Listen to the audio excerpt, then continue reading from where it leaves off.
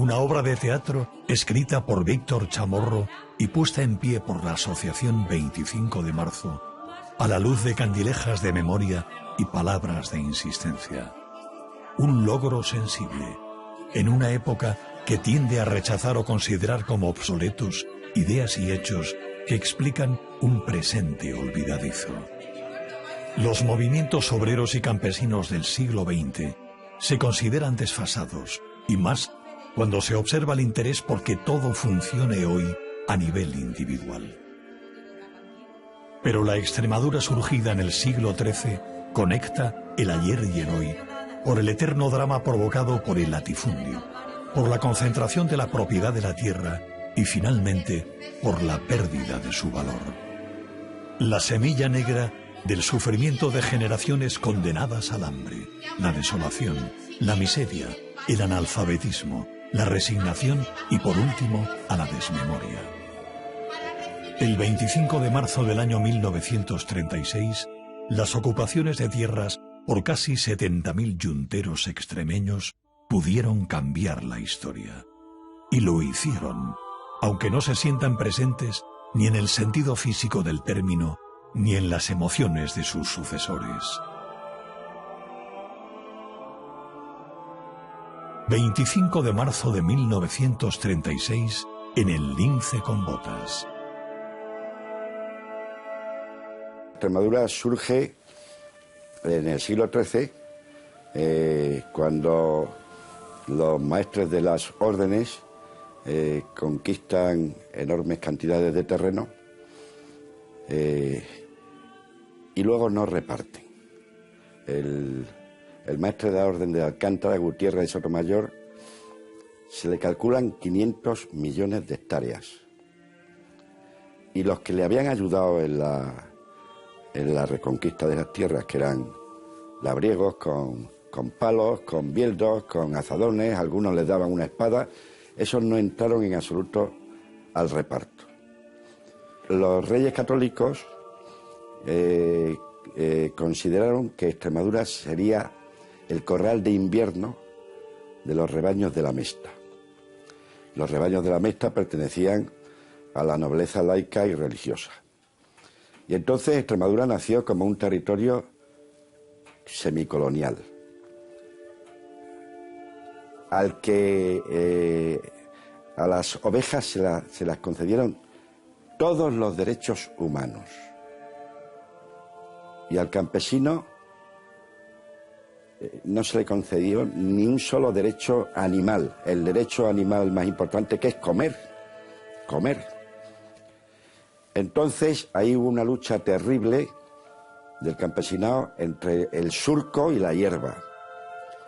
La Mesta no quería surco, no quería que hubiese labranza, y los campesinos pues se fueron adaptando y aquí quedaron durante siglos reducidos a una situación de gueto, y Felipe Trigo ya cuenta que durante siglos aquí se hizo un verdadero genocidio.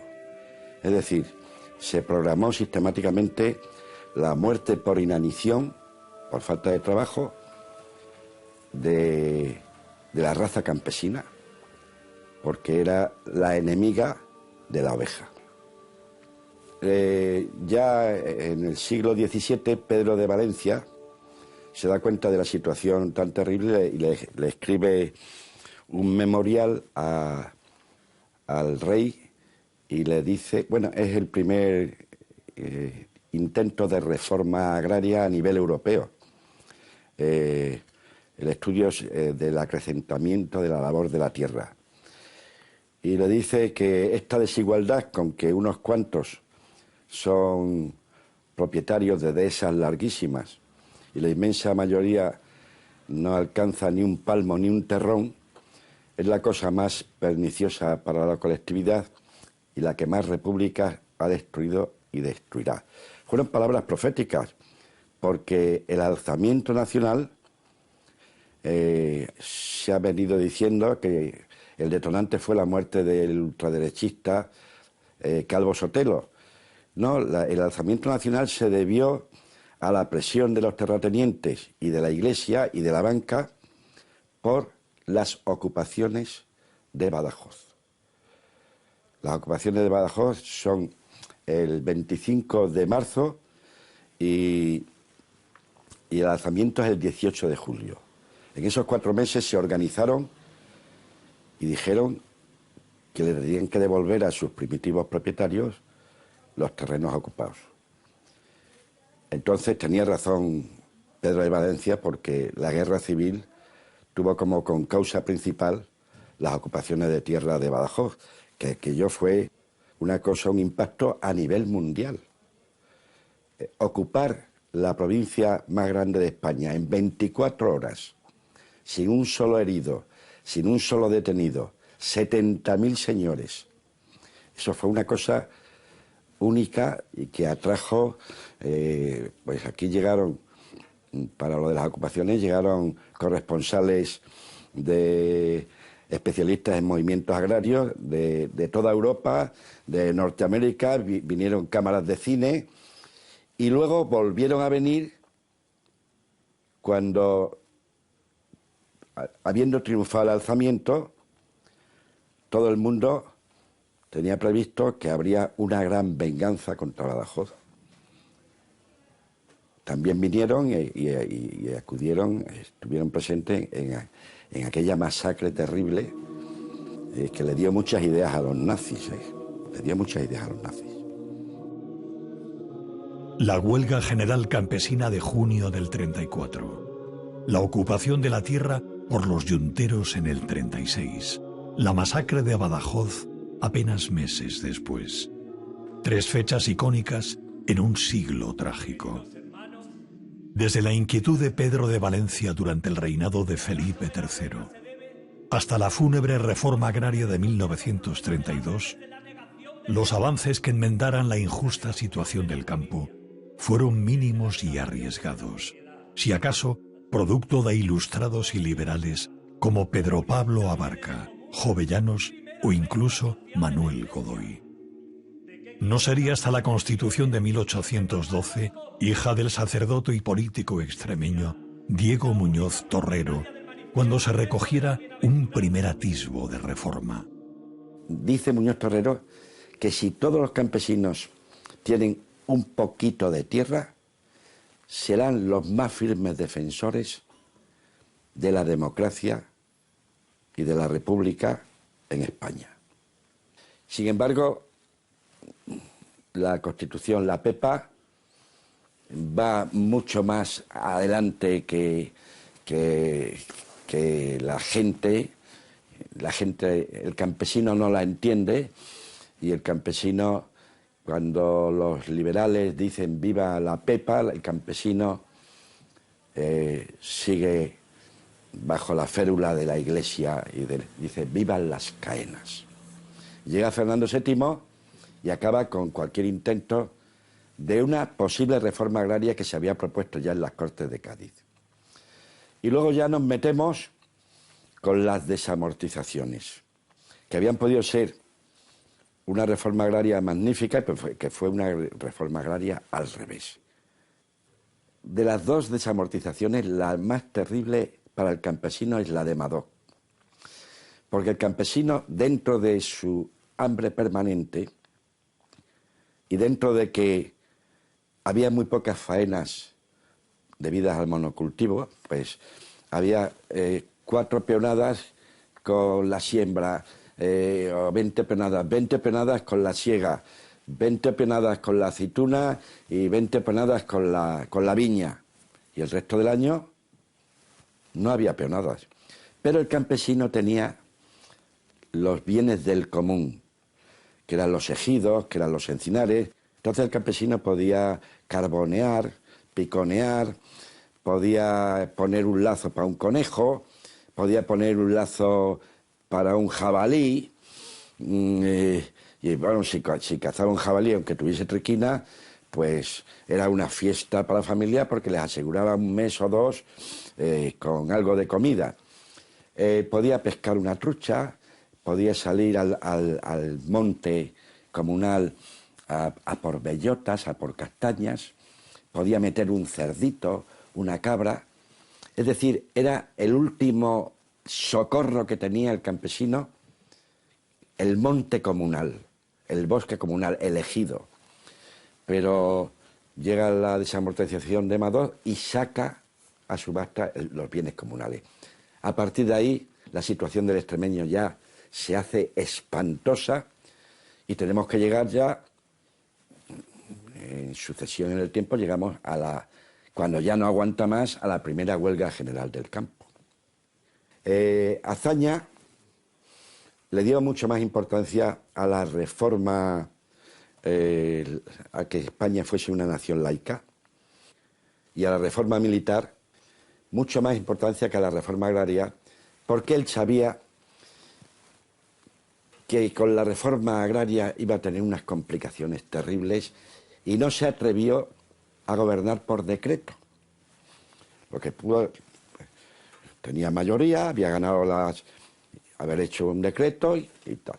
Y entonces lo sometió todo a una ley emanada del Parlamento. Y aquello se retrasó,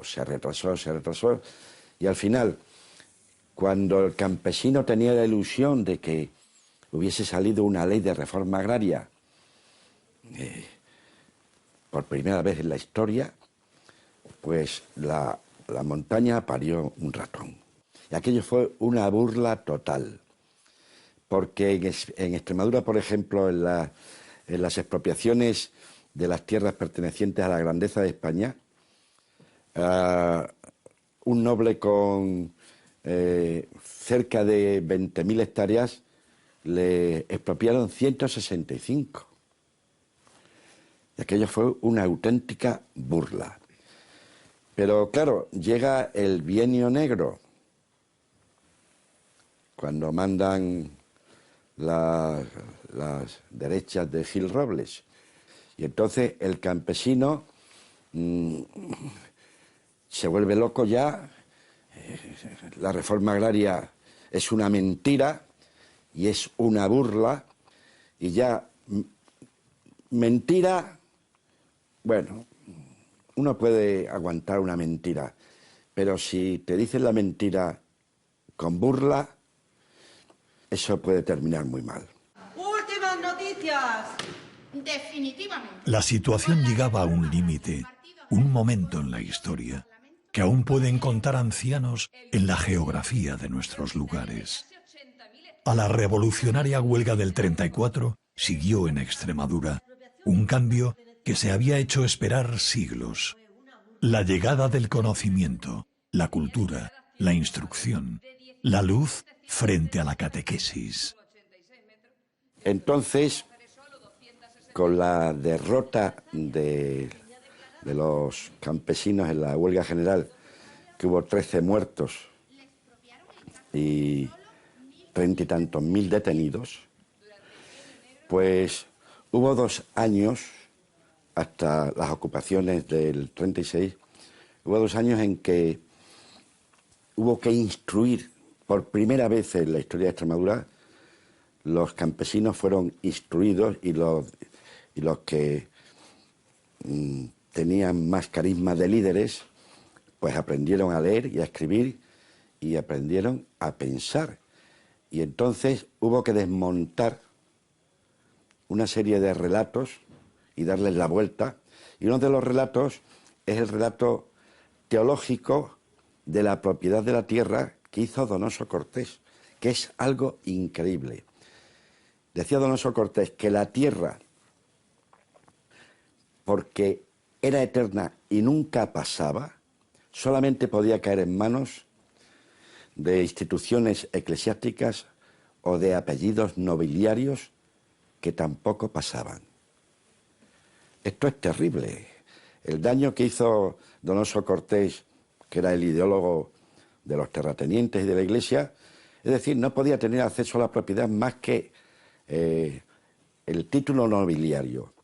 Eso unido a la obsesión de la nobleza laica y religiosa de que el obrero no tuviese ninguna información y fuese analfabeto, era una verdadera obsesión, porque la Iglesia temía que si entraba un poco de luz en aquellas mentes blancas, pues empezarían a pensar y a cavilar sobre la injusticia que le tasaba el pan hasta la hambruna a los que producían el pan. Cuando el campesino entra un poco de luz ya en su cabeza, merced al movimiento que se produjo en Extremadura, la unión, la fusión, el acercamiento entre los primeros apóstoles de la acracia, comunistas, socialistas, maestros republicanos, y los mejores poetas de fuera vinieron a Extremadura y vieron in situ, asistieron in situ al fenómeno de la primera huelga general y al fenómeno de las ocupaciones. Lorca recorrió con la barraca, recorrió muchas localidades extremeñas, llevando cine, llevando teatro, llevando poesía y llevando poetas, compañeros. Uno de los poetas que vino fue Miguel Hernández. Y uno de los grandes poemas de Miguel Hernández es El niño yuntero. El niño yuntero que tiene una corona de sal sobre la frente y que ha llegado a la dureza de un trabajo adulto como es agarrarse al timón del arado sin haber conocido un solo juguete. Entonces, esto no tenía nada que ver con la recreación platónica e idealista del niño, el cabrerillo que se ha enamorado de una cabrerilla y que está sufriendo porque la cabrerilla ya es amor de otro chiquillo. No tenía nada que ver. Estos poetas venían en serio y no venían representando los intereses de la Iglesia, ni de la nobleza, ni de los terratenientes, y no venían en plan de ser opiáceos, no, venían a reflejar la realidad. Y Miguel Hernández habla del niño yuntero y Alberti habla de los niños que no tienen zapatos, y Vidarte habla de que en pleno siglo XX los niños de la Siberia comen hierbas y tierra para sentir que tienen algo en el estómago. Porque estamos repitiendo, estamos diciendo que esto de las ocupaciones, de la gran ocupación, se gesta en unos años terribles de hambruna. Y sin embargo, en medio de la hambruna surge este movimiento fortísimo que está interpretado por poetas, por políticos y por yunteros sindicalistas que han hecho el aprendizaje acelerado de saber leer y escribir y de ellos mismos enseñar a leer y a escribir a otros campesinos que van a ser la punta de lanza de las ocupaciones. Fueron 2 años en medio de hambres, en medio de gobiernos republicanos como el del Bienio Negro, pero fueron 2 años increíbles porque el campesino llegó a entender la palabra compañero. Antes de que llegasen los poetas y los anarquistas y tal, el compañero era el peor enemigo que tenías tú, el peor enemigo dentro de la clase trabajadora, porque el compañero era el que te podía quitar la peonada, por ser más joven o por trabajar por lo que le quisiesen dar porque no tenía familia que mantener. Entonces, tienen que revertir el relato del compañero. Y les dicen que el compañero es el que con pan, el que comparte el mismo pan. Y entonces, César Vallejo cuenta que se está creando en Extremadura una solidaridad que él no ha visto, y Elías G. Ehrenburg también dice que no la han visto en ningún lugar del mundo. De tal manera que muchos compañeros jóvenes que han tenido acceso a una peonada, casi de una manera pudorosa y clandestina para no humillar, acuden a casa de un compañero que está cargado de hijos y que es más viejo y que no le han dado peonada y le entregan parte de su peonada para que coman los niños. El primaveral 25 de marzo de 1936, mediante una organización magistral digna de un estoicismo de centurias, casi 70.000 yunteros, hombres y mujeres, ocuparon 3.000 fincas de grandes terratenientes para trabajar una tierra que nunca les perteneció, desde aquella medieval reconquista que no parece tener fin. Las ocupaciones se van a realizar de la siguiente manera. Cada uno en su término municipal va a salir de su casa a las 6 de la mañana, el día 25, con sus aperos de labranza, muchos con sus mujeres, con sus niños, y va a ir al lugar que le tiene asignado la federación dentro de su término municipal. Va a entrar en el predio, en el lote que le tiene asignado, lote 142, y se va a poner a sembrar, a arar, se va a poner a arar. Organizar 70.000 campesinos es algo tan increíble que conmovió al mundo entero, porque lo que le conmovió es que esta revolución fue absolutamente pacífica. No hubo ni un solo herido, ni un solo detenido. No se le dio a la derecha oportunidad de que dijesen: nos han agredido, no tal, que intervenga la Guardia Civil y en último caso es que van armados y tal, y habría intervenido el ejército. De hecho, todos los que vinieron de fuera, los corresponsales, se temían una gran masacre recordando la revolución minera del 34. El hecho de que los campesinos acudieran a la ocupación con la serenidad del que está ejercitando un derecho natural, tuvieron mucha importancia los informes de los dos fiscales de Cáceres y de Badajoz. Los informes anuales de las ocupaciones habidas en Extremadura tenían que hacer un informe anual al Tribunal Supremo. Y el de Cáceres dice que el hecho de que en la ocupación no hay violencia, no se rompen las puertas del predio, simplemente han entrado por un portillo caído, no hay violencia.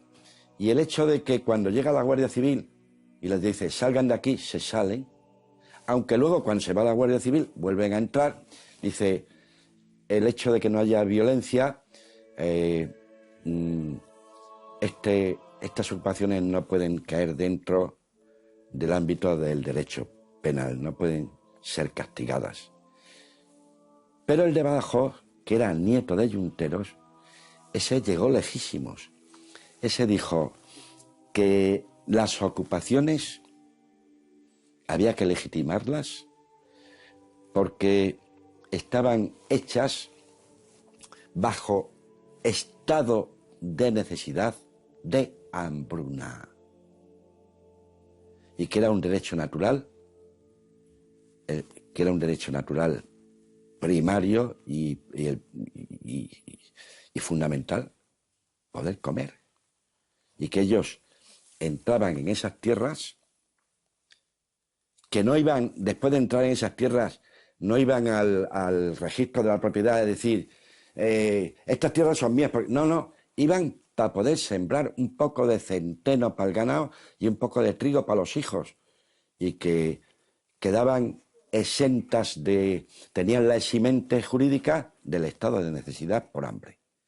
Y aquello resultó un balón de oxígeno para los maestros, los poetas, los tal, y para decir, después de esto vamos a la ocupación general, vamos a dejarnos ya de ocupaciones parciales, vamos a ocupar la provincia entera y la vamos a ocupar en 24 horas.